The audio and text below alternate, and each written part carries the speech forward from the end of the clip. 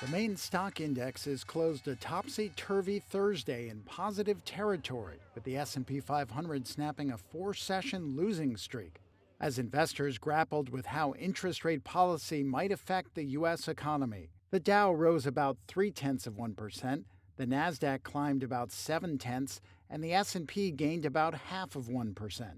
Stock markets have been volatile this year, pulling back in February after a strong January as investors try to figure out what the U.S. Federal Reserve will do with interest rates.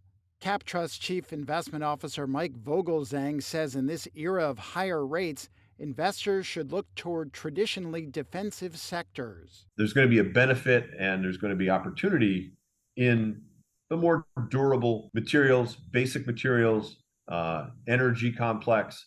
Healthcare is an interesting place for us, continuing to be an interesting place, and some of the industrial stocks, machine stocks.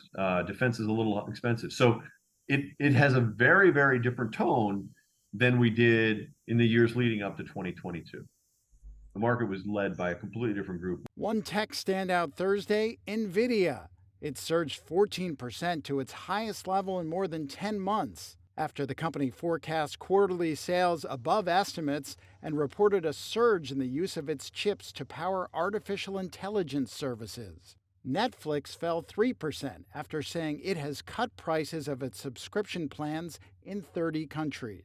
And Moderna fell after the vaccine maker reaffirmed its annual sales forecast of $5 billion for its COVID-19 vaccines, despite its fourth quarter sales exceeding estimates.